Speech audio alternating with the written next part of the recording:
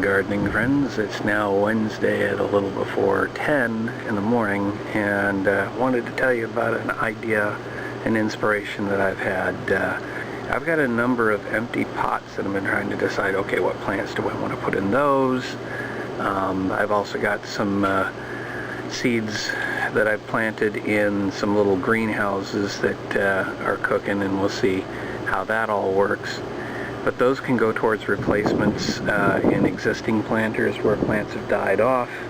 Plus today we're looking at near 100-degree heat. It's with the tail end of April.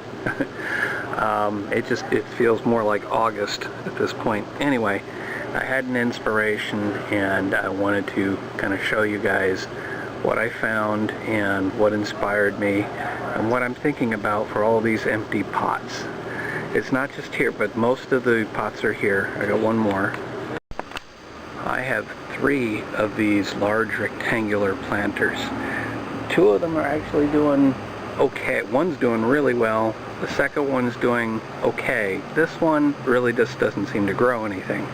So it's another option for this idea. So let me now show you what inspired me, and I'll tell you a little story as we get there. So now I'm walking up the street to a location that I'll show you, and walking through this little street-side park, I guess is what you could call it. It's a pathway. My apologies for the wind. It is a windy day.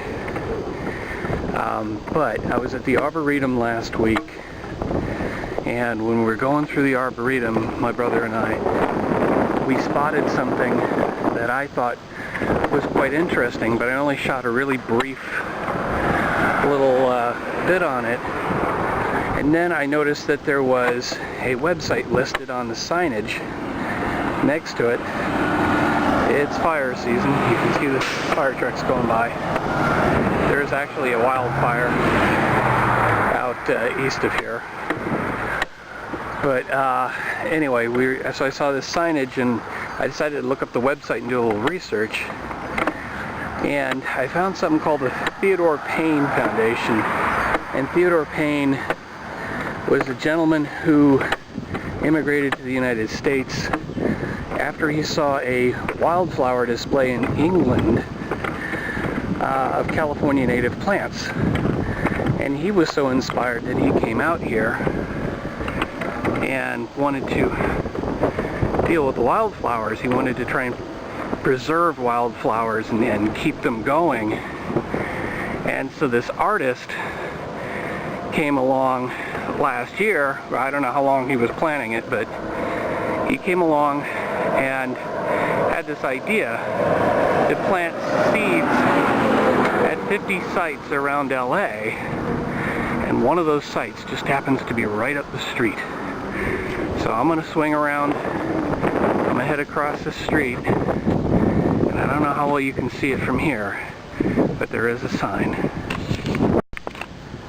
So this is that site, literally a short walk from where I live, and it's called Wildflowering LA at wildflowering.org. And like I said, the idea is to spread seeds. What he did was plant different mixes of seeds, and that's where the Theodore Payne Foundation comes in, is that they've already preserved so many of these seeds and they sell them online, and you can buy a mix, and in this case it's their roadside mix that they planted literally at roadside. Unfortunately, there's a small problem with this project. These seeds were planted, I believe, back in December, and here we are at the end of April. You can see that there's a lot that tried to grow, but I think what happened is, perhaps even during the fires in January that we had here, somebody decided to vandalize the irrigation system that was supposed to provide them with some water. So in a sense, this is a real true test of wildflowers, because after the system was vandalized, the only water they get is the little bit of rain that we get.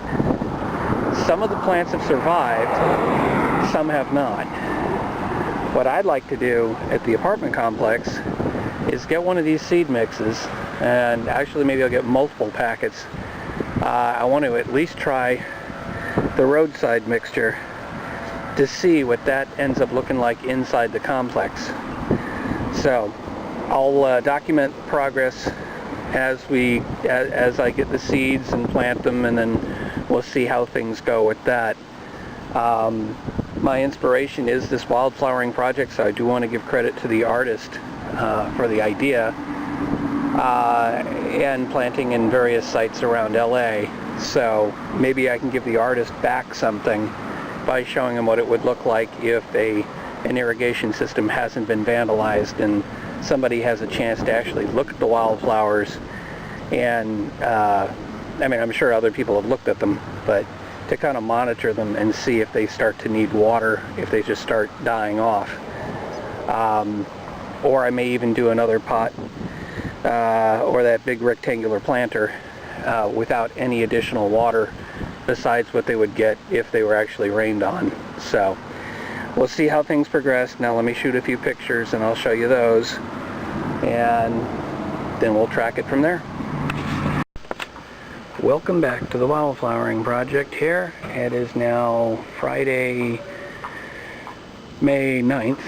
Sorry, I had to think that one through, in the afternoon. I have now chosen most of the planters that I'll be using for the wildflower seeds. I have cleared them of any plants that were already growing, and I've added more soil.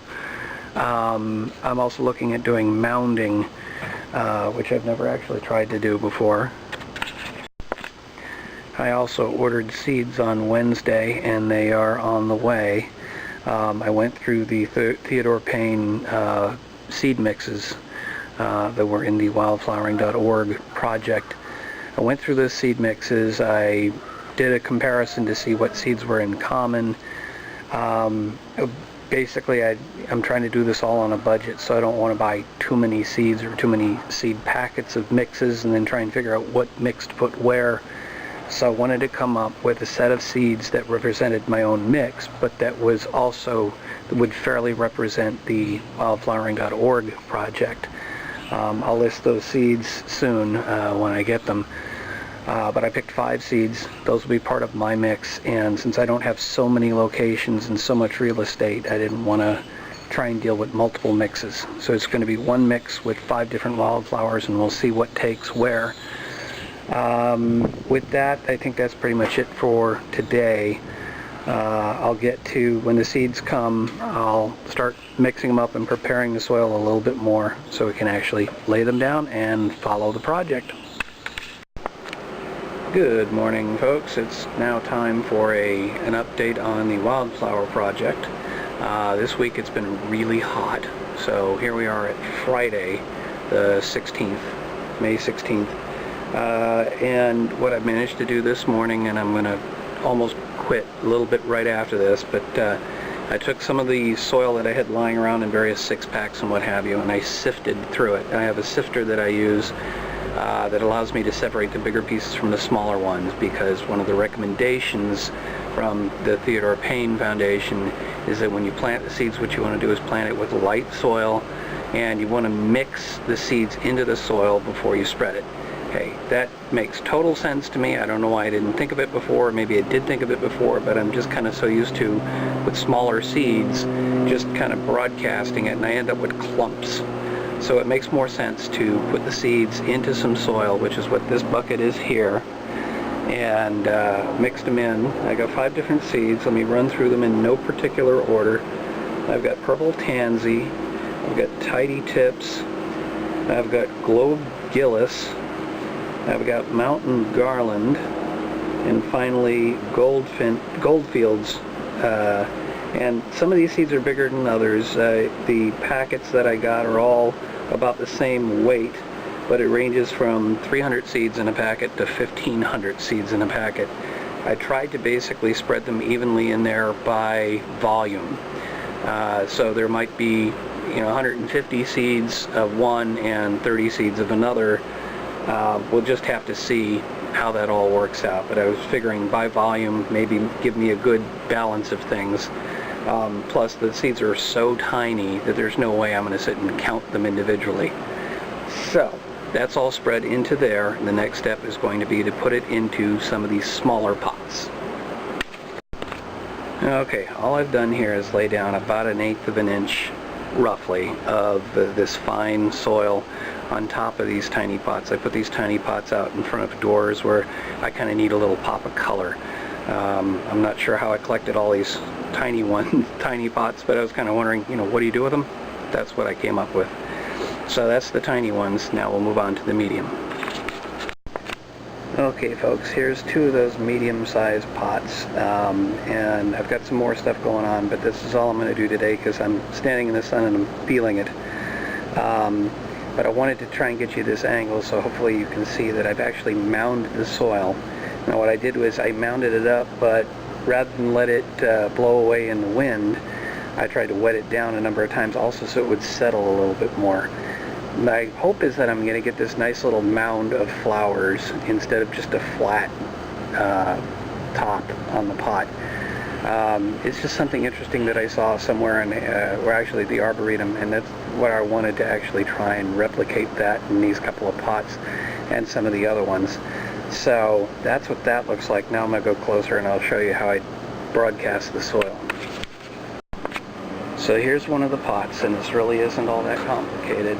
I'm just going to grab a handful of soil and just kind of slowly drop it on there in hopes that I can get it reasonably evenly broadcast. I hope my head's not blocking the picture here, my big fat head. But there you go. I put down some soil. I'll put down a little bit more. Turns out I actually mixed those seeds with quite a bit of soil, more than I thought I actually had. Now I got one more and I'm going to go ahead and do that. Okay, that's it for putting seeds down. Now obviously the next step is going to be to water them in. I'm going to use a very fine mist so I can get the soil wet without disturbing the placement of the seeds. And then we'll just start watching. Tomorrow I'll try and come back out and see if I can get some of the other pots done. That's it for today. Okay folks, it's now Saturday the 17th and we're back to the 2 pots that you've already seen. I just wanted to give that as a starting point so I can tell you what else I've managed to do with the wildflowering project. I've got one planter here which already had some wildflowers in it. I don't think I even planted them. I think they just kind of flew in on the wind, but went ahead and put some of the wildflower mix on there and watered it in. So, well, it's actually, everything's looking dry now, but it's towards the end of the day. So tomorrow morning I'll get out and I'll water everything again, try and keep everything moist. I have 3 oddball planters that are hanging off the wall in different positions. All of them look different. They're actually, even the hangers are different. But I put the same wildflower seeds in all 3. So, and they get roughly the same sun exposure, so maybe that's something that will pull them all together. More wildflower seeds to play with. And that brings us to the big rectangular planter where I've been really looking forward to this. I've mounted it, I've added seed. What we've got here is a number of pots in different positions that will get different amounts of sun and probably different amounts of water. Not intentionally, but we'll see which of the seeds germinates in each pot. So it's going to be an interesting sort of pop of color everywhere, at least if the whole thing works out. So I'm happy with that. There's a few more. Finally, in my pergola area, and you'll have to kind of watch my other videos to see what the whole pergola area is. I've got a couple of these pots that actually those labels that are in there are totally incorrect because I planted some other seeds and they just didn't pop. This area gets maybe a couple of hours of sun a day, but the soil doesn't dry out nearly as fast. So I've got 2 pots here and one on the other side of the pergola. We'll see what comes of those. So that's it for this episode, and I will just track progress for a while and release another episode maybe in a month or so. So this is the Budget Gardener signing off, saying, may your thumb be green.